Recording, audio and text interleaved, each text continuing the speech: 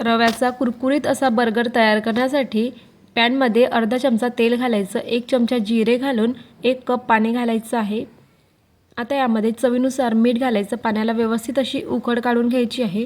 पाण्याला छान अशी उकळी आल्यानंतर अर्धा कप स्वच्छ चाळून घेतलेला रवा घालायचा आणि पॅन सुटेपर्यंत याला परतून घ्यायचं, म्हणजे शिजवून घ्यायचं आहे आपल्याला।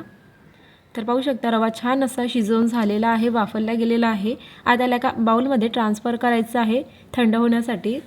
आता याला झाकण लावून किंवा कापड झाकून ठेवायचं थंड होण्यासाठी। इथे अर्धा कप पोहे घेतले, यांना स्वच्छ धुवून एका साईडला प्लेटमध्ये ठेवायचं आहे।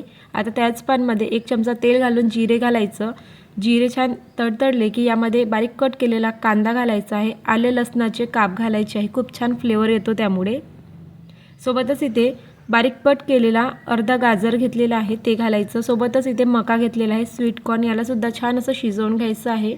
बारीक कट केलेला टोमॅटो घालायचा, याला छान असं शिजवून घ्यायचं। आता इथे भरपूर मसाले वापरायचे आहेत, त्यामध्ये पाव चमचा हळद घालते मी, अर्धा चमचा लाल तिखट, याऐवजी तुम्ही हिरवी मिरची वापरली तरीही चालेल।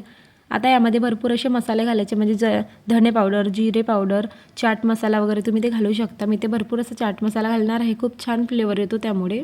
थोडंसं मीठ घातलं। आता यामध्ये उकडून मॅश करून घेतलेला बटाटा घालायचा आहे, थोडंसं पाणी घालून छान मसाला शिजवून घेतलं। आता 2 बटाटे उकडून मॅश करून घेतलेले होते ते सर्व यामध्ये घालायचे आहेत, छान मिक्स करून घ्यायचं। अर्धा लिंबाचा रस पिळून घ्यायचा, खूप चटपटीत फ्लेवर येतो यामुळे।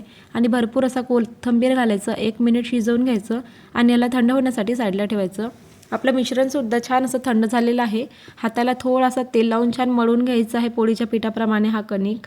आता याचे 2 भागामध्ये डिवाइड करायचं आणि एक पोळी लाटून घ्यायची आहे। मीडियम जाडीची पोळी आपल्याला इथे लाटायची आहे। तर पाहू शकता लाटून घेतलेल्या पोळीला अशा पद्धतीने आकाराने गोल कट करून घ्यायचं वाटी किंवा ग्लासच्या सहाय्याने। आता सर्व आकार मी ते देऊन घेतलेला आहे। आपल्याला छान असा आकार देण्यासाठी सुरीच्या मदतीने 2 साईडने चिरा मारायचे आणि मग नंतर मधून 2 चिरा मारायच्या, म्हणजे खूप छान असा आकार तयार होईल। सर्व आकार मी अशाच पद्धतीने तयार करून घेतलेला आहे। आता इथे आपली आलूची चटणी थंड झालेली आहे। आपण भिजवून घेतलेले पोहे छान असे मॅश करायचे, यामध्ये घालायचं चटणीमध्ये, म्हणजे चटणीला खूप छान अशी बाइंडिंग येत असते। आता याच्या छोट्या आकाराच्या टिक्क्या तयार करून घ्यायच्या आहेत। तर पाहू शकता या पद्धतीने मी सर्व टिक्कीज तयार करून घेणार आहे सर्वात आधी। तर एवढ्या मिश्रणापासून 4 ते 5 टिक्कीज तयार झालेल्या आहेत। आता आपण तयार केलेल्या आकारामध्ये डीप करायचं, म्हणजेच आपल्याला बर्गर बनवायचा आहे रव्यापासून। तर खूप छान असा बर्गरचा आकार तयार झालेला आहे। आता याला शॅलो फ्राय करून घ्यायचं आहे। त्यासाठी तेल एकदम हाय फ्लेमवरती गरम करायचं, नाही तर तेल पिऊ शकता ती रेसिपी, त्यामुळे हाय फ्लेमवरती छान कुरकुरीत होईपर्यंत फ्राय करून घ्यायचे आहेत। घरच्या घरी हेल्दी आणि पौष्टिक असा बर्गर तयार। व्हिडिओ आवडल्यास लाईक, शेअर, सबस्क्राईब। थँक्यू।